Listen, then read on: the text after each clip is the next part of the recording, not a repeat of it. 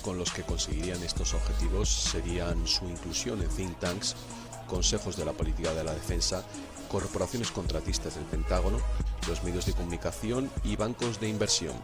El segundo brazo de la cábala se compone de los agentes de prensa pro-Israel, David Brooks, Lawrence Kaplan, William Kristol y Norman Podhoretz, entre otros. Sus objetivos: generar la idea de que el Islam representa una amenaza, corromper a todos los gobiernos árabes y o restarles legitimidad, y legitimizar iniciativas de paz y, como primera prioridad, asegurar que el objetivo estratégico estadounidense sea defender a Israel. Esto se consiguió a través del American Enterprise Institute, el Jewish Institute for National Security, JINSA, la Heritage Foundation, el periódico Weekly Standard, el New Republic, la revista Commentary y el American Jewish Committee.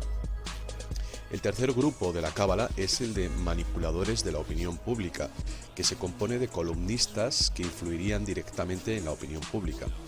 Los principales protagonistas, entre otros, son Robert Kagan, Charles Krauthammer, Max Boot y William Safire. Sus principales objetivos: pintar a los defensores de Palestina como terroristas, crear vínculos entre el 11S y todos los gobiernos árabes, tachar de antisemita a todo crítico de Israel o a quien denuncia a los criminales judíos y hacer de los israelíes héroes en la mente del pueblo estadounidense, produciendo películas a favor de esta causa disfrazadas como entretenimiento. Él es el soldado israelí más heroico que el mundo jamás haya conocido. Su entrenamiento es letal, sus talentos legendarios. He is the greatest Israeli soldier the world has ever known.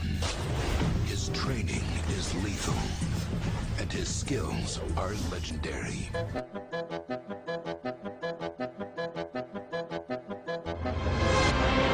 En octubre del 2000, aproximadamente 11 meses antes del 11S, un antiguo miembro de la Fuerza Defensiva Israelí, el IDF, y veterano de la Guerra de Yom Kippur de 1973, al que nos referiremos como La Fuente, recogía podas de hiedra en el cementerio Gomel Chesed en el número 245 de la avenida Mount Olive de Newark, Nueva Jersey. El cementerio de Gomel Chesed es un cementerio exclusivamente judío. Mientras La Fuente recogía unas podas de hiedra, oía una conversación en hebreo entre dos hombres que le llamó la atención. Mientras escuchaba, un tercer hombre llegó en una limusina. Las conversaciones que escuchaba no eran normales. El tercero en llegar dijo: los americanos aprenderán lo que es vivir con el terrorismo después de que los aviones golpeen a las gemelas en septiembre. Uno de los otros dos hombres expresaba su preocupación de que las próximas elecciones presidenciales en noviembre del 2000, entre Bush Cheney contra Gore Lieberman, podrían hacer necesario el cambio de planes.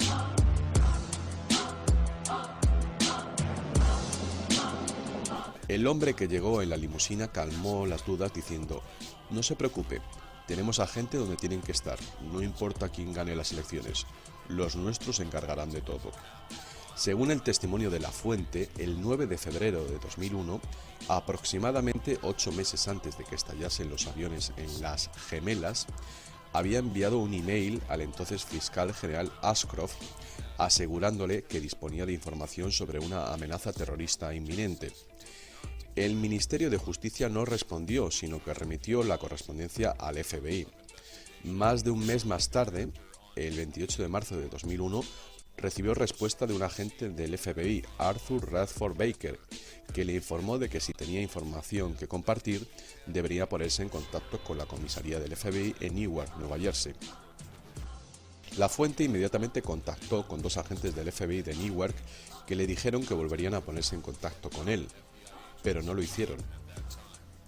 La Fuente continuó llamando a la comisaría del FBI en Newark en un intento de pasar la información a la autoridad competente. Incluso quiso hacerlo en persona para asegurarse de que no se perdiese la información en la burocracia. También pedía garantías de protección por parte del FBI. Al aproximarse el mes de septiembre del 2001, La Fuente empezó a sentir mucha ansiedad y comenzó a actuar con urgencia porque, como explicaba en sus propias palabras, se nos acaba el tiempo. Como no recibió ninguna reacción por parte del FBI de Newark, decidió volver a escribir una carta al agente Baker el 21 de mayo del 2001, esta vez por correo. En esta carta, la fuente reiteró que tenía información muy importante que debía compartir con el gobierno. Escribió que tendría que tener garantías de protección del FBI antes de divulgar todo lo que sabía. Por fin recibió una respuesta del agente Arthur Radford Baker el 26 de junio del 2001, ya menos de 3 meses antes de los ataques del 11S, y 2 agentes por fin se presentaron en persona en su residencia.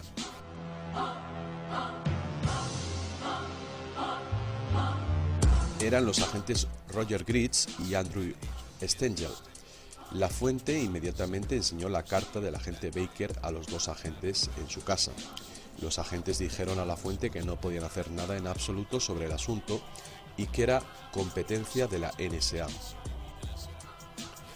En otro informe sobre la empresa de comunicaciones israelí Amdocs, donde trabajaban varios de los 60 sospechosos detenidos inmediatamente después del 11S, se destacaba que la mayor parte de las llamadas realizadas con asistencia de operadora en Estados Unidos se realizan a través de Amdocs, y todas las historias y facturas de llamadas de todas las compañías de teléfono de Estados Unidos se hacen a través de Amdocs Limited. La empresa tiene contratos con las 25 principales compañías de telefonía de Estados Unidos, además de por todo el mundo. Es imposible en este mundo hacer una llamada desde un teléfono fijo sin generar un dato en una base de datos de Amdocs. A través de Amdocs es posible controlar y anticiparse a los investigadores, ya que se sabe a quiénes están llamando en cada momento. En 1999, la sede de la NSA en el estado de Maryland emitió un informe top secret que avisaba de que datos de llamadas telefónicas en Estados Unidos acababan en manos extranjeras, israelíes en particular. En el informe se explicaba que las llamadas no estaban siendo escuchadas, pero sí los datos de quién estaba llamando a quién y el valor de la información.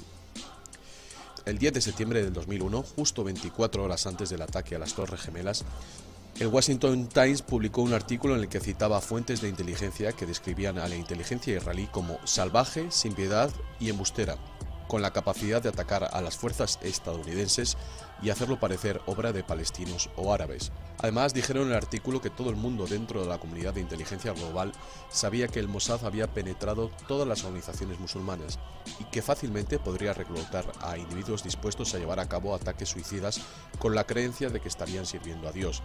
Este artículo fue escrito por el periodista independiente Christopher Bolin y publicado el 12 de septiembre de 2001. El día 12 de septiembre de 2001, el Jerusalem Post publicó: el Ministerio de Exteriores israelí ha recopilado los nombres de 4.000 israelíes que se cree estaban en el área de la zona cero y del Pentágono durante los ataques. Sin embargo, solamente un israelí murió en el ataque a las Torres Gemelas y 2 supuestamente murieron en los aviones entre los secuestrados. Aunque solo 3 judíos murieron en los ataques, los autores de los discursos de George Bush inflaron la cifra hasta 130 en su discurso al Congreso del 20 de septiembre del 2001. El hecho de que solo un israelí murió en los ataques al World Trade Center, cuando se sabía que 4.000 israelíes debían haber estado presentes, provocó rumores de que los israelíes habían sido avisados previamente para no acercarse a las torres aquel día.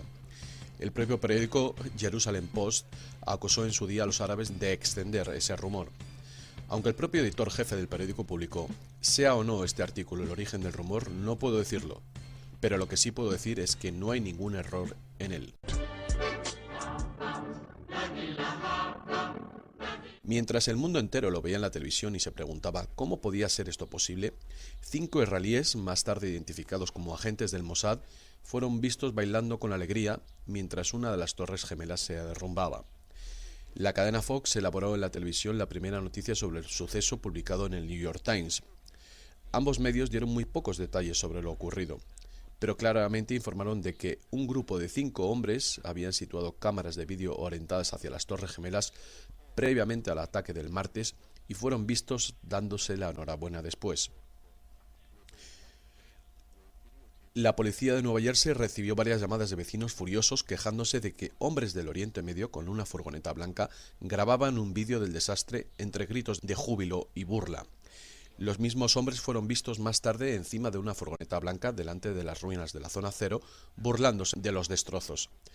También hubo quejas por haberles visto saltando con júbilo en el Parque Liberty. Y luego hubieron denuncias por haberle visto bailando en un tejado en Weehawken, de Nueva Jersey. And this is where, I'm looking, and all of a sudden